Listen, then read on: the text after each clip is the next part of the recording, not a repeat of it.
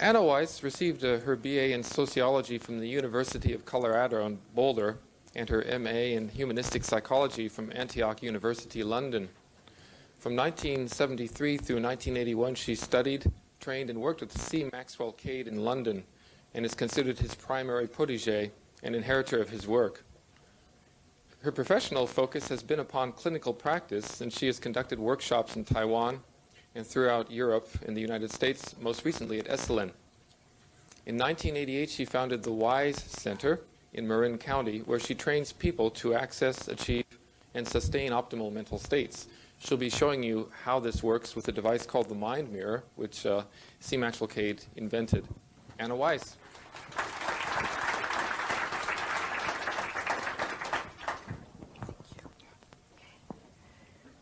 Hello, I'm Anna Weiss, and I'm going to be talking about brainwaves and consciousness training. And to talk about that, I want to develop a little bit of common language with you first so we understand what we're referring to in terms of brainwaves and brainwave frequencies. And to talk about that, I want to refer to the Mind Mirror, which is an EEG, electroencephalograph, that was invented by Maxwell Cade back in the 70s. The early original prototype version was invented. I was trained on a prototype of this machine that had magic marker numbers written for the frequencies and a little GSR box that was built in a recipe box. So I come from many years of developing this equipment or watching it being developed. This is the Mind Mirror 2, the second version beyond the first one, which was developed out of the prototype. There is now a Mind Mirror 3 out, and it works with a computer, and I use it at home with my 386, and I didn't feel like trying to lug the big tower and things here. So I'm using this one for our demonstration, but I'll talk about the Mind Mirror 3 a little bit before I'm finished.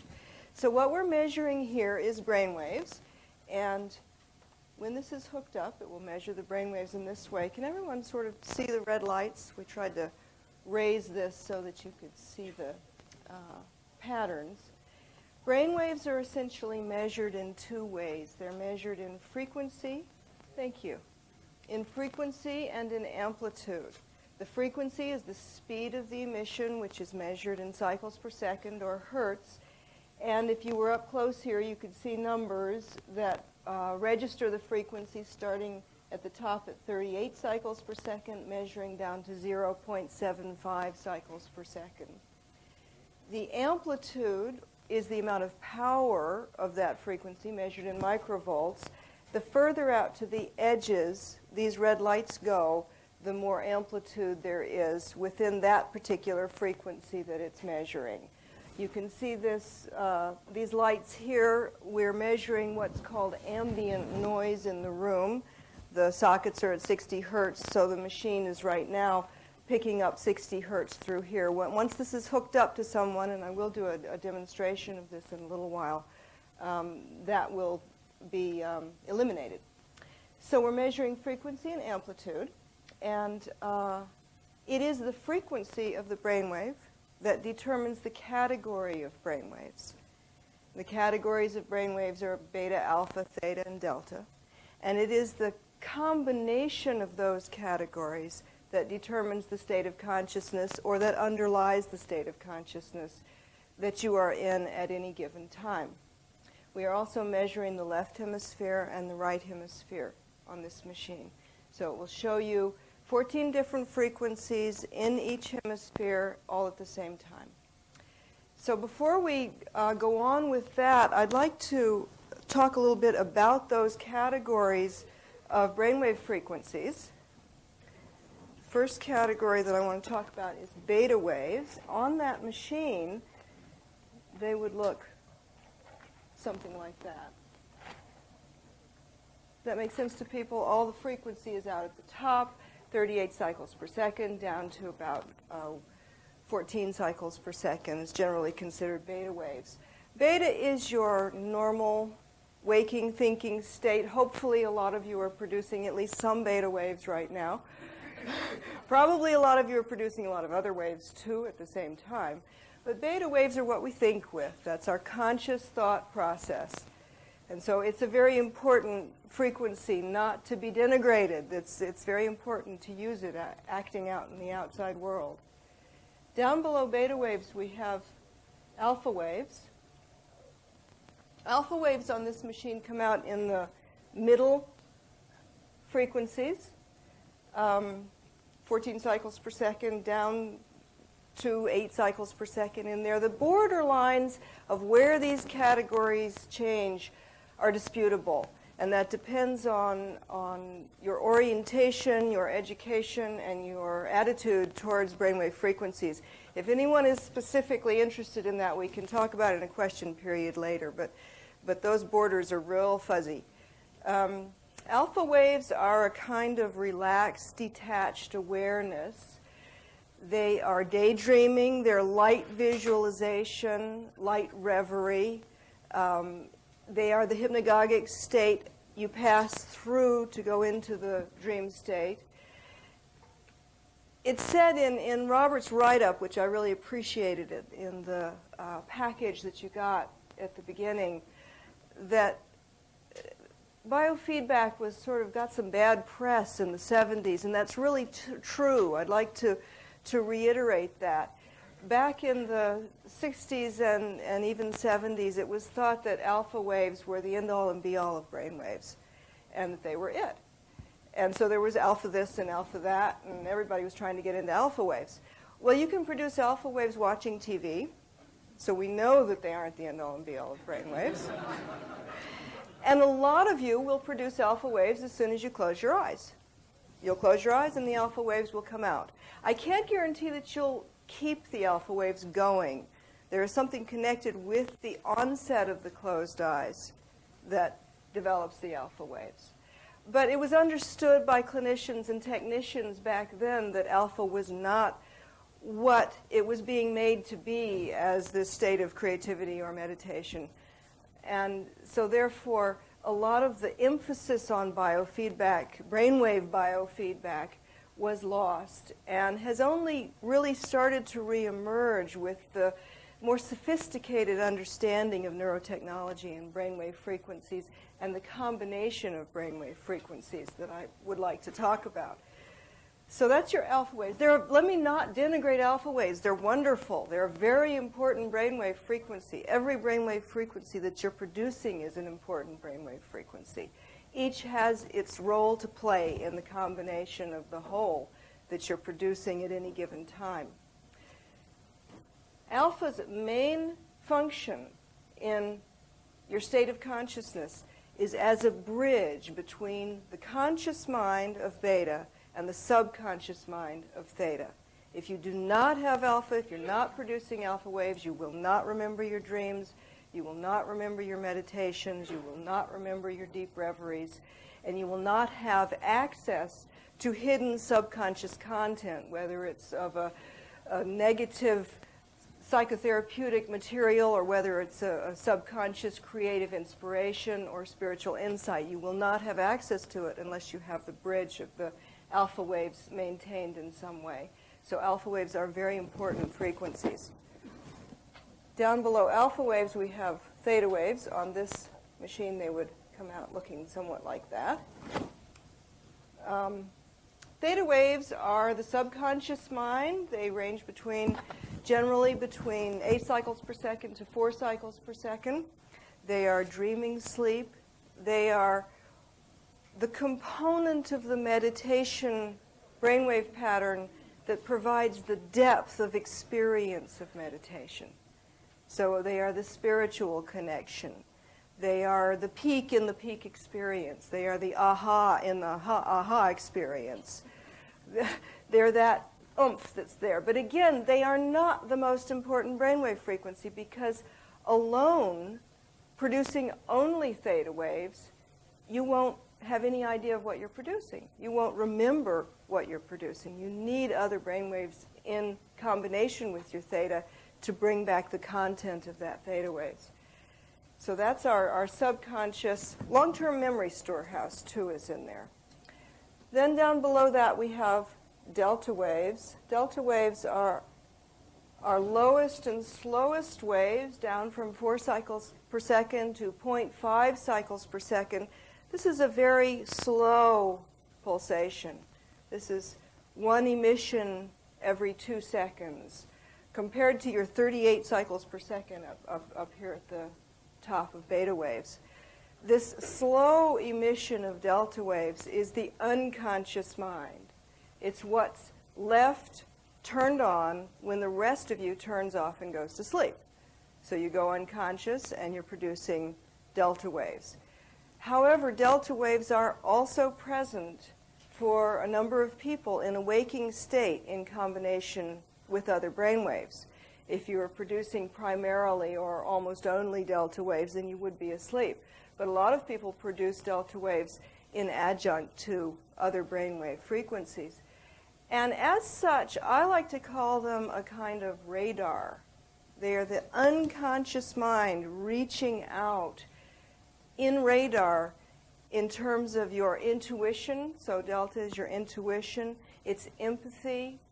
Delta waves are present in almost all psi experiences, psychic types of experiences, telepathy, ESP, thought transference, all have delta waves present. Delta waves are also present in a lot of healers when they're practicing their various forms of healing arts.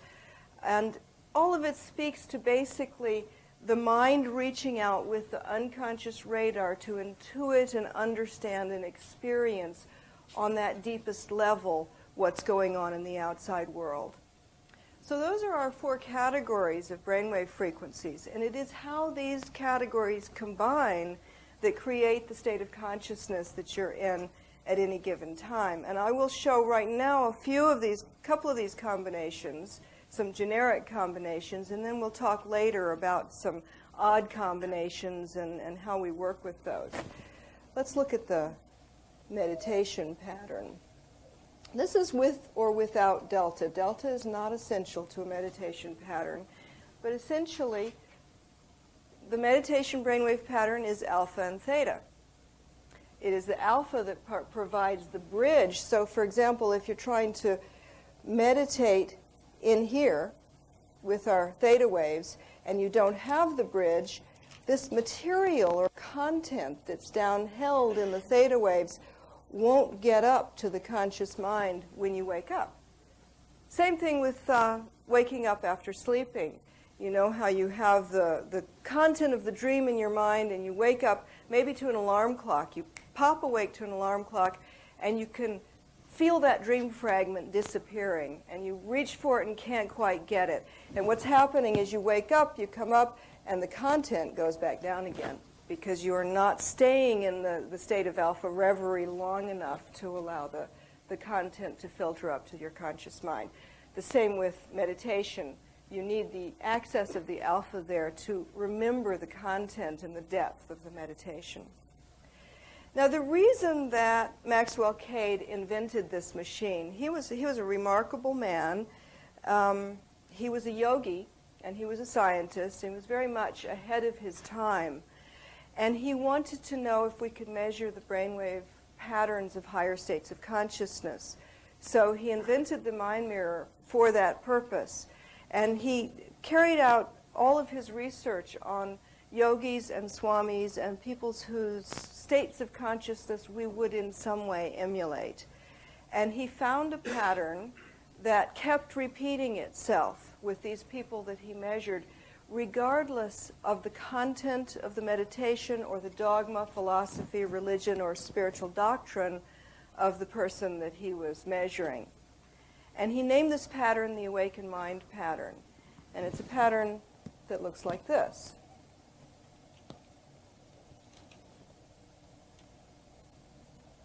This is a pattern that he saw continually and repeatedly in people who were considered to have higher states of consciousness.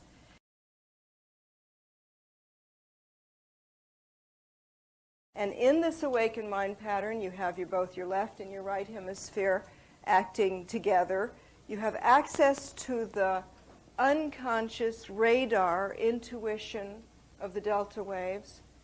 the subconscious spiritual connection, creative inspiration of the theta waves, the bridging capacity and the relaxed, detached awareness of the alpha waves, and the ability to consciously process thought all at the same time. And this is a pattern that we have seen repeatedly in people with, quote, higher states of consciousness. Now, interestingly, I was with him in London from 1973 to 1981. And I returned back to this country in 1981 and started bringing this material into the creative arts and the professional worlds instead of just staying within the spiritual realms that he did his original research in. And I have found this pattern repeatedly in peak experience. So it is the pattern also of peak productivity and peak experience. I've seen it in the choreographer at the moment of choreography and in the composer sitting at the piano doing the composition. And I have seen it in the CEO in the boardroom. I've also acted for a while as a management consultant and worked with some very large corporations, both as in an executive development capacity and in an executive search capacity, doing headhunting with a head machine. Was quite a twist to my spiritual occupation. I had the interesting good fortune to do the retreat once for the YPO club, the Young Presidents Organization. And to be a member of this club, you have to be under 40, the president of your own company, and gross $5 million a year and have 50 employees. So this is a fairly select group of, I must say, men, because they were all men. And I measured 25 of these young, bright executives. And, you know, it was really interesting the number of near-awakened minds there were. Not there, but nearly. The biggest problem that they had was in the beta waves, where the beta waves came out here instead of curving back in. Notice we don't have those higher frequencies beta in the awakened mind pattern. That's your chatter. That's your anxiety that almost everybody is producing almost all of the time. And in a true awakened mind pattern, we do not carry that frequency around with us. There is one more pattern I think I'd like to talk about before we move on to some other things. What happens when the yogi or the swami who lives in this state? Now, there's a lot of us who are aspiring to get into this state, maybe even several times a day when we meditate or when we go into the creative aspect of ourselves. But these yogis and swamis that we measured live in this state. They stay in this state. What happens when they sit down to go into a higher state of consciousness? Where do they go from here? And there is a pattern that we have measured. I haven't seen it that many times. I haven't had the good fortune to, but I've seen it enough times to know that it's there. And it looks like this. And it really is the pattern of unity. There is no differentiation. Now, if you look at our spiritual traditions, in almost all spiritual traditions, there is a basis for evolution or for awakening where the unconscious mind becomes conscious. That's the rebirth. That's the enlightenment that occurs in spiritual traditions. If you can see in this pattern, there is no longer any unconscious. The unconscious is conscious. The content down here in the delta waves has merged with the content throughout the whole of the mind up to the beta waves. So these are the sort of people that go to sleep, but if you were to come into their room while they were sleeping without opening their eyes, they would tell you the next morning what you were wearing and when you came in and what you did in there. Because there is no unconscious mind in these people. Okay, so those are the patterns that we're looking at. Now, what I do, let me talk a little bit about how how I work with this. Essentially, I work with the mind mirror, and I take a brainwave profile of someone who comes into my office, and this profile creates kind of what I call a signature pattern, which is what is your brainwave pattern over a given period of time with a given number of activities that we're doing. And what I do basically is train people to go from where they are in their baseline pattern closer to where they want to be, closer towards this awakened mind state. And I use a large variety of means and techniques for doing this training. My own voice and guided meditation is probably makes up the majority of my practice. I take people into different meditations. But there are specific words, phrases, images, meditations, breathing exercises, eye movements, body positions, all sorts of things that will affect individual frequencies. So what I would do is look at a brainwave pattern and say, what's your key frequency that needs to be affected first?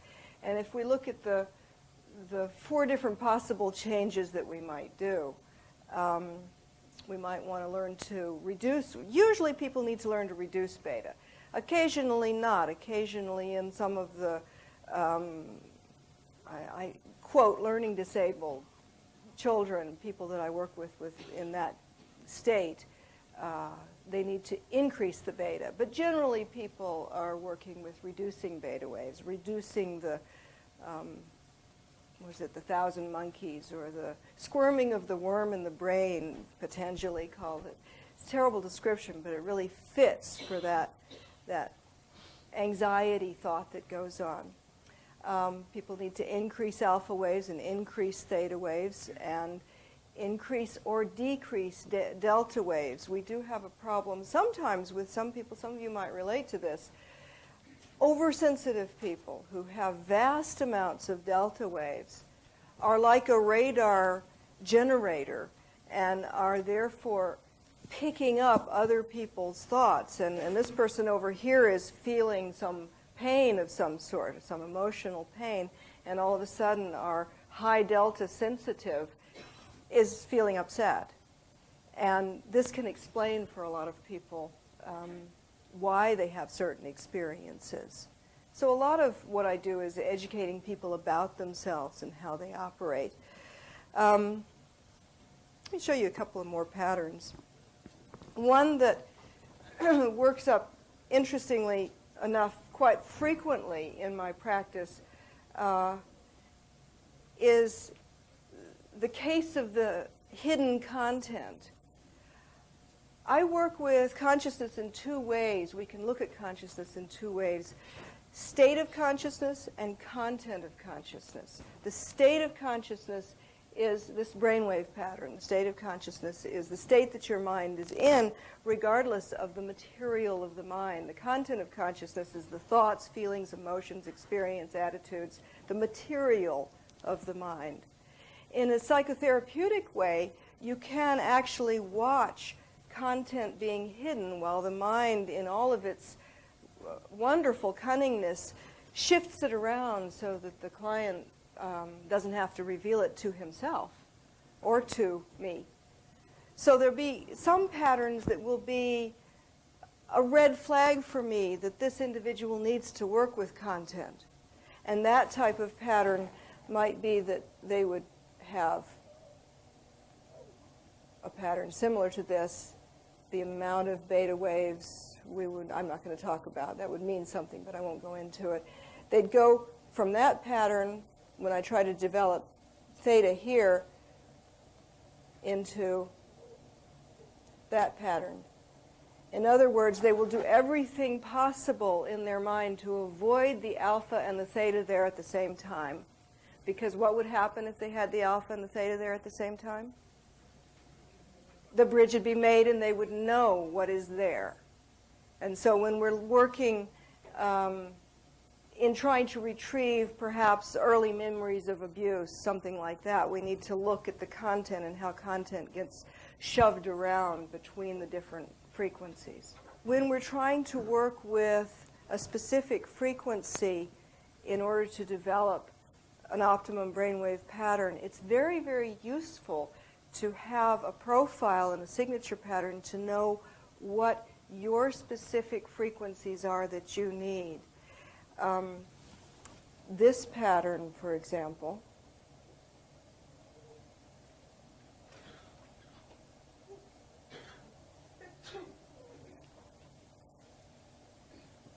is not an awakened mind pattern. Can anyone guess why this is not an awakened mind pattern? That one right there. Actually, I've just pointed to the reason why it's not an awakened mind pattern. It's got what we call a bottleneck. Can you see that there is too much distance between the theta and the alpha? So whatever content is lodged in the theta is still not going to get up, even though the alpha is there. And this might be 12.5 hertz, and this might be 4 hertz. So those are both within our alpha and our theta designated categories of what alpha and theta are. Now, what we would need to do is look at the specific patterns and the way this individual's brain operates to know, is it better to raise their theta frequency or lower their alpha frequency? And that depends on the actions and the way that the specific individual's brainwaves operate, and it also depends on the actions of their beta waves and how they interplay with that and interact with that. I'm curious if there's if you can give a simplistic paradigm for what generates these certain frequencies. Okay, your brain is producing electrical firings all of the time. This is very simplistic. I'm not going to go into the biology of it because we don't have that length of time. They come out in different frequencies. If you were to look at a medical model brainwave thing like that, we're doing cycles per second, and you would measure a second here, and you'd count the number of cycles in that second. This is happening all over the brain at the same time. What we're using here is a spectral analysis. And so rather than the medical model of measuring one set of frequencies under one electrode, which is the dominant frequency, where a lot of the brainwave biofeedback has not worked for consciousness, is that traditional medical EEGs measure the dominant frequency, and all of the other frequencies that are happening all at once in the brain get left out. And the dominant frequency may be beta, and so you don't know that there is alpha and theta going on there at once. So the medical technology is looking at each individual tree, and this instrument is taking a scan of both hemispheres, sending it through spectral analysis, and looking at the forest. And that's what helps us to understand the state of consciousness. A medical EEG, just looking at that one dominant frequency, can't tell us anything about consciousness, really, because we need to understand how the different frequencies interact. I know I'm moving on, but I'm moving on. Someone might be producing a large amount of alpha waves, and actually, in my practice, I see people who have been, for example, using a light and sound device on an alpha frequency, not using a set program, but just turning it on to alpha because they have a mistaken idea that alpha is what they need. Alpha is a good word. Alpha is supposed to be good for everybody. But the bottom line is they have far too much alpha, and their dominant alpha is overriding their theta and preventing them from going to the depth of meditation that that individual needs. So they come to me for a profile, so they say, how can I use my light and sound device to my best advantage? Turn off the alpha, turn up the theta, turn up 4 frequencies, turn off 7 frequencies, and that person will get more of what they need.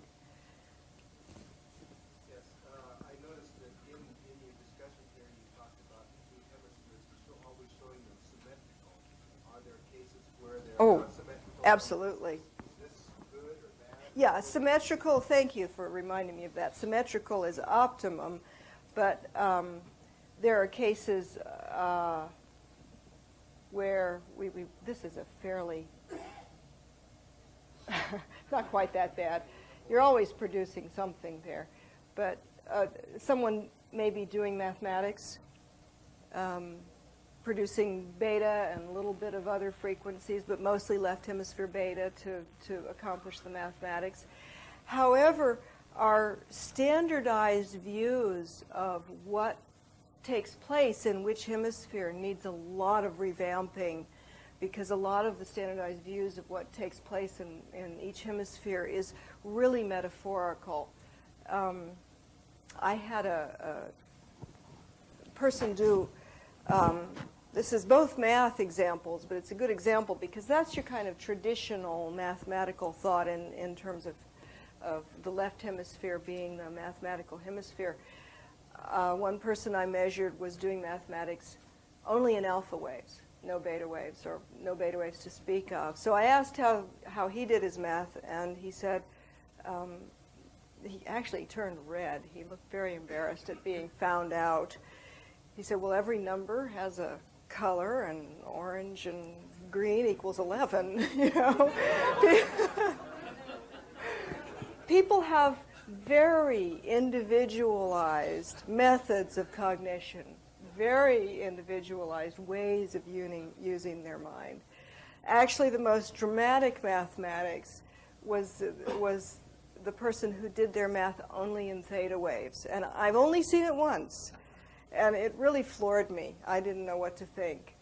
And I made them do it on paper so I could see if they were actually doing it and follow them.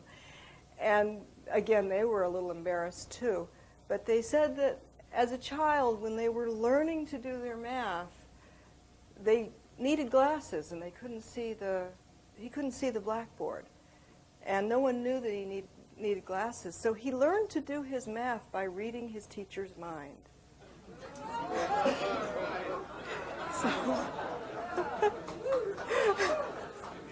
There's a lot in the mind. I would like to demonstrate on Alexis, if you would like to come and come up here and let me wire you up while I'm talking. We'll get a show of some brainwaves going.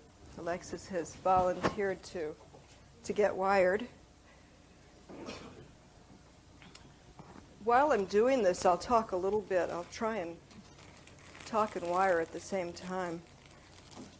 I still use electrode gel. I don't have the newfangled dry electrodes with me, so we're going to have to goo you a little bit.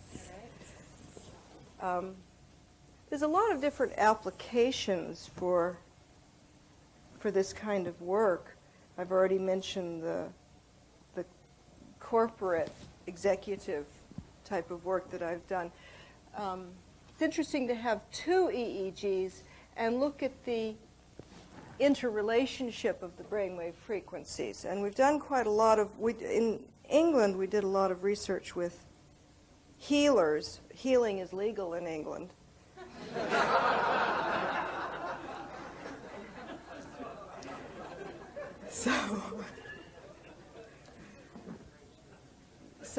So we had available to us a wide variety of different kinds of healers, and we availed ourselves of that and went to the two federations of healers, the British Federation and the National Federation of Healers.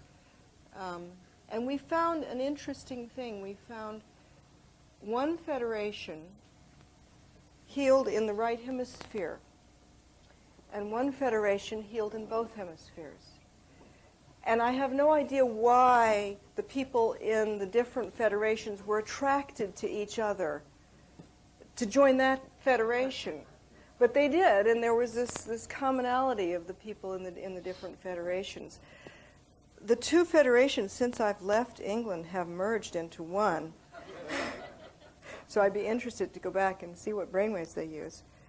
But the pattern of healing that we have seen is primarily the awakened mind pattern. It's the pattern that we see the most often in healing. The awakened mind pattern is not a static pattern, and it is not just one pattern. There are many different awakened mind patterns, and in some ways, if I were to take your profile and want to look at what your optimum pattern is, your awakened mind pattern would be specific to you.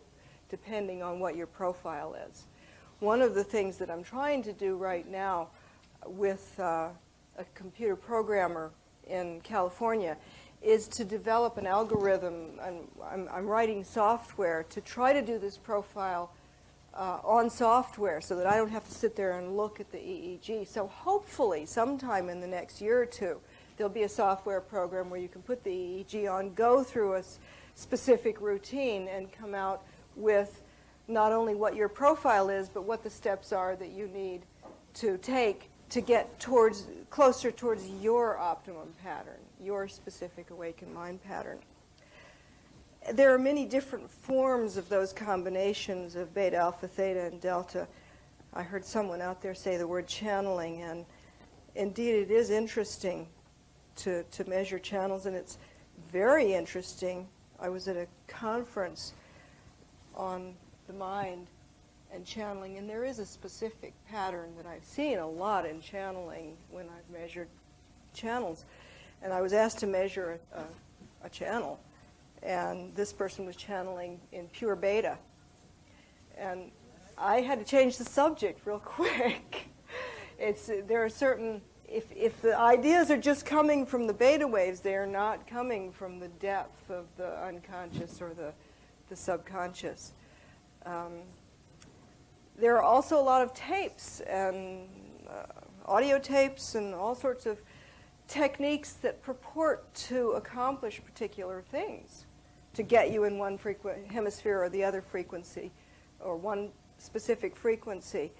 And there is a machine that exists that can measure whether those tapes are doing what they actually say they're doing. So there's some interesting research that's still yet to be done. What I started talking about before I lost my train of thought was the healing. And the interrelationship between the healer and the patient is one of the very interesting things we measured too.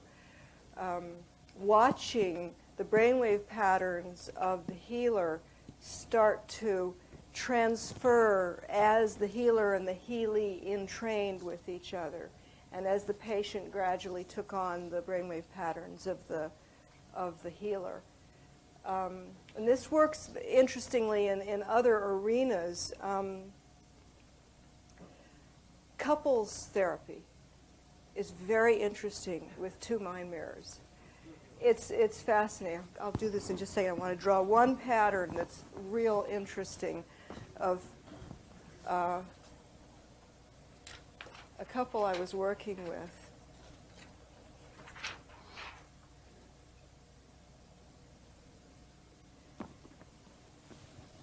They were arguing. He was arguing. I'm going to put him over here. He was arguing like this. And she was arguing like that. And the more they argued, he would go like that, and she would go like that. And it was fascinating. They would just jab at each other with their brain waves. And the more he sent his beta out, the more she sent her alpha out. And they had no idea why they were missing.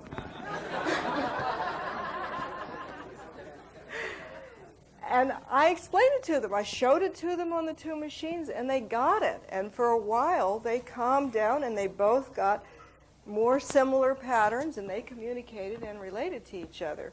They did, however, buy two mind mirrors rather than one, so I don't quite know what happened to them. But it was an interesting one. The other interrelationship story here that is interesting is interspecies communication. And I've had some interesting experiences with horses and riders in the measurement of brainwaves and the measurement of, oops, you okay there? Yeah, got it on. Of horses and their trainers, and also horses in a therapeutic riding center, and how the horses' brainwaves affected autistic children, and how which horse was chosen for which child to ride on would affect the child's brainwaves.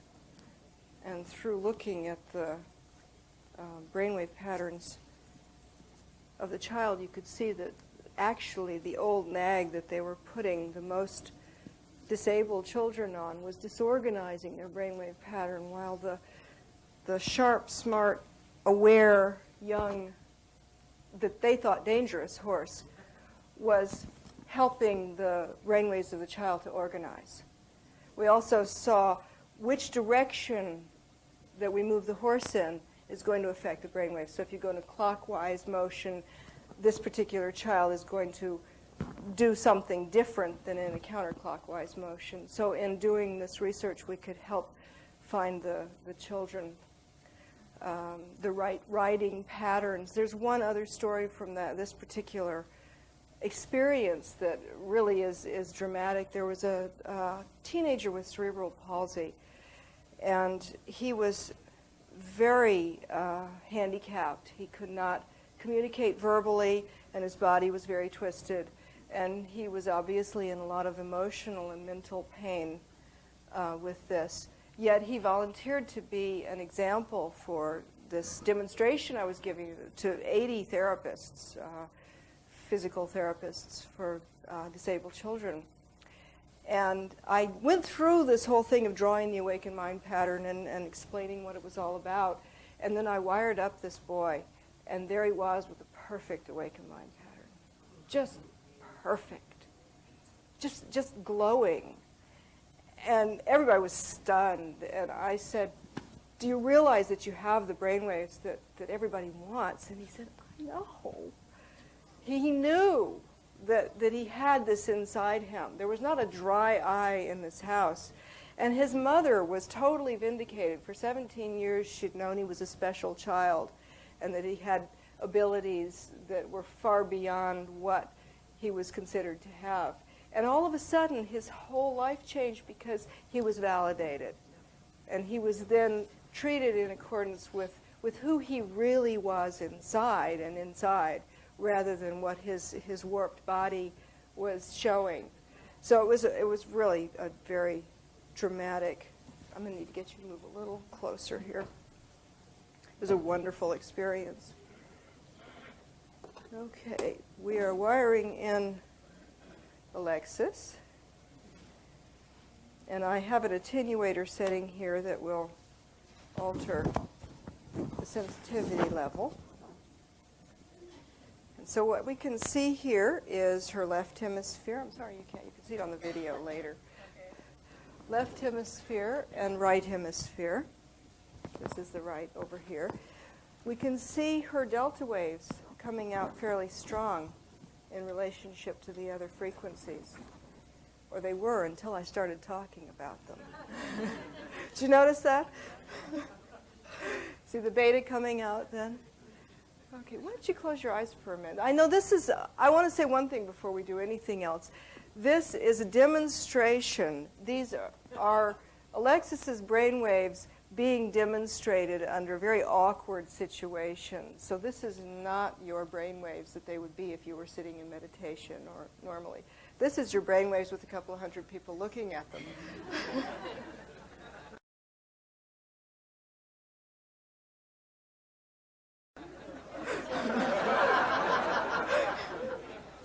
As we can see, it alters what we're experiencing. Nevertheless, close your eyes. Now I'm going to freeze that pattern for a minute. You can open your eyes again, and I'll actually show you what you did. See that alpha? Remember I said some people produce alpha as soon as they close their eyes? Alexis is one of them. So we have this immediate access to alpha waves. Now whether that will stay or not, when she sits with eyes closed for a period of time, I don't know, and we'd have to do more experimentation. But you can see how easy the alpha is to access for some people, how it comes out so immediately. And back with the eyes open without the alpha. Why don't you try that again?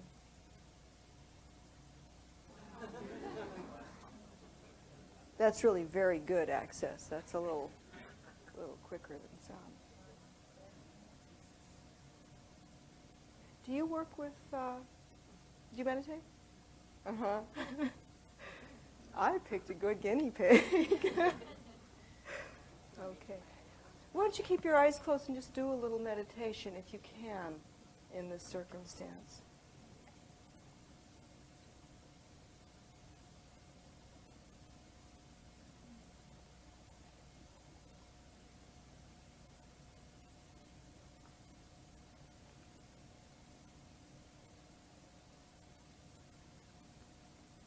Now, if I'm looking at this pattern in a session at home, I'm going to see that her beta is reducing, and I'm not going to worry about that too much, especially in this situation. Her alpha is excellent.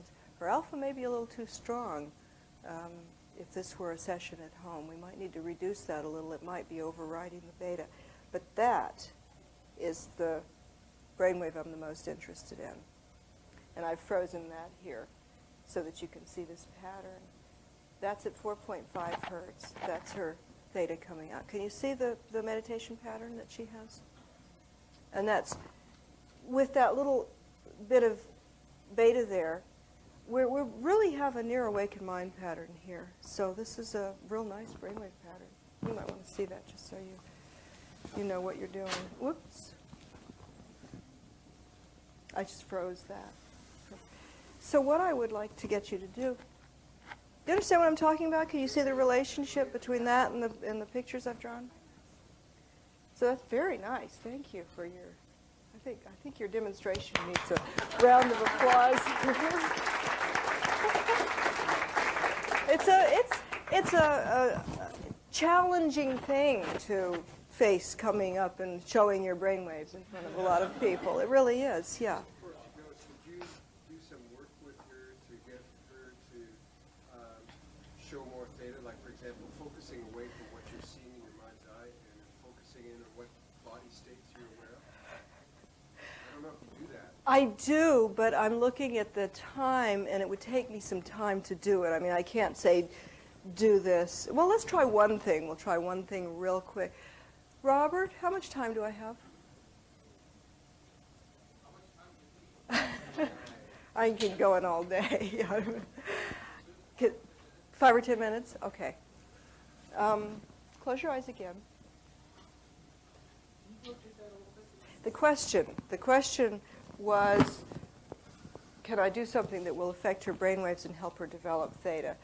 To do that, I would take her on a fairly long relaxation. I didn't get it out, but I work also with the body-mind connection. I work with skin resistance or skin conductance, depending on which perspective you're looking at, and relate the relaxation to the brain waves, and that's a whole other added aspect. And I would start by doing a deep relaxation because theta is most accessible in a relaxed state.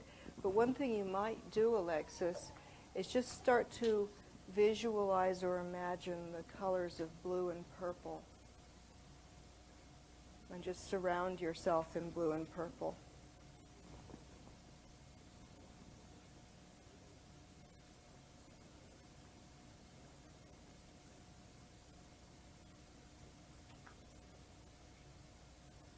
Okay, could you see the impulses coming?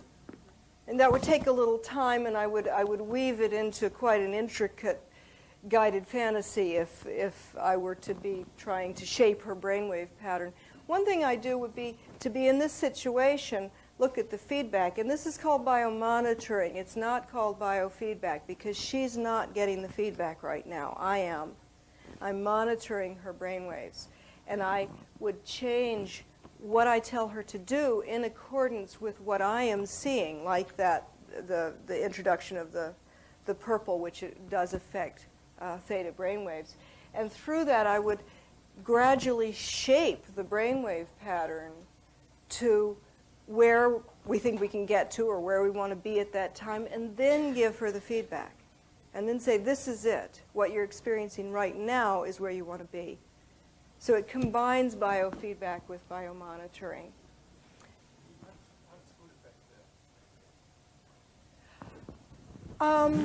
It's an interesting question. I'm going to lump that in with another couple of categories of questions and answer the whole thing, which might answer some other questions. How does food affect it? How does anger affect it? How does love affect it?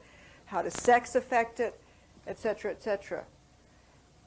Everybody is affected by those things in their own individual way. And so if you were used to food, food might calm you down and give you a pleasant sense of relaxation and stimulate your alpha waves. It might make you lethargic and put you to sleep.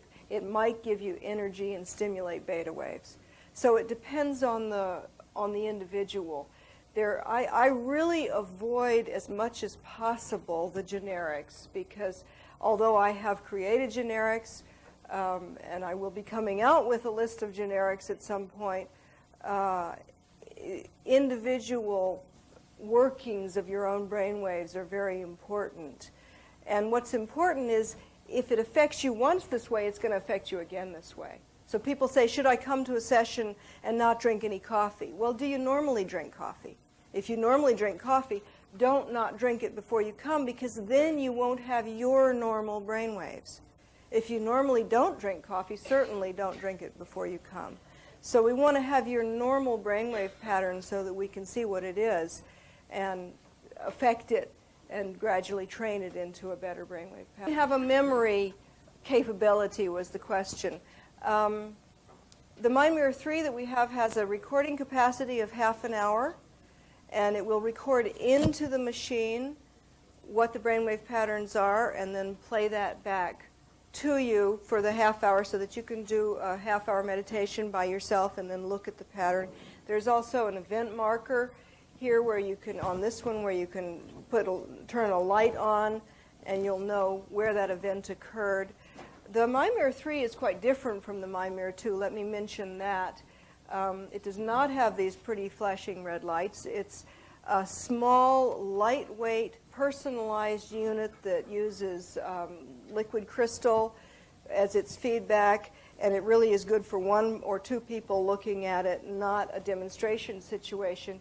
But it has computer capability so that you can hook it up to your computer and see the patterns on the computer and store the patterns and play the patterns back on the computer. So it's a different version. It's now digital instead of analog, and this is still analog with a digital capacity.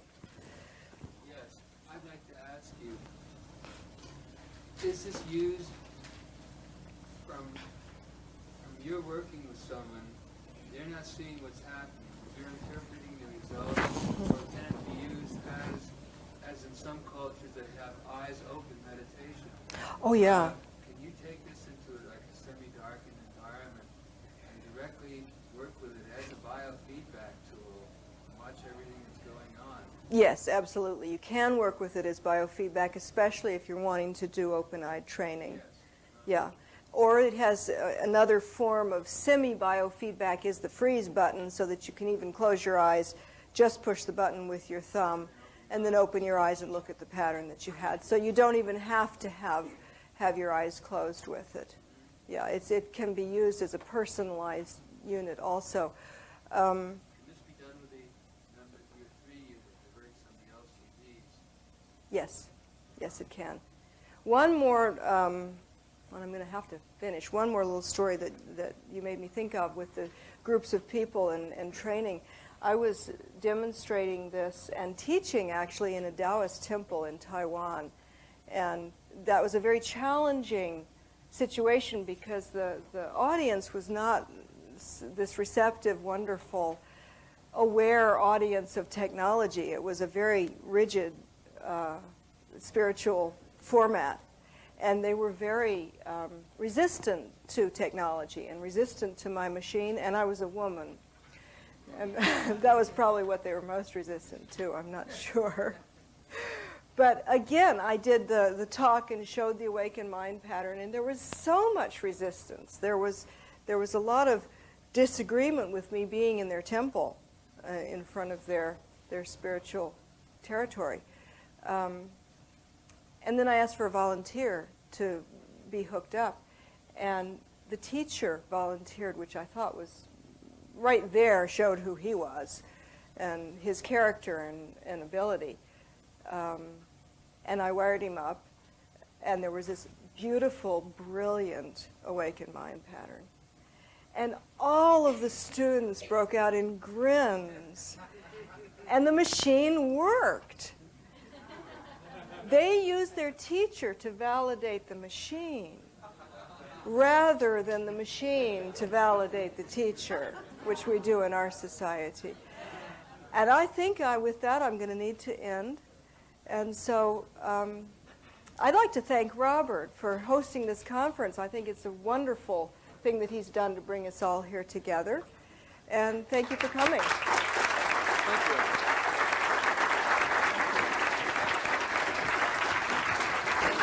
Whenever I speak with Anna,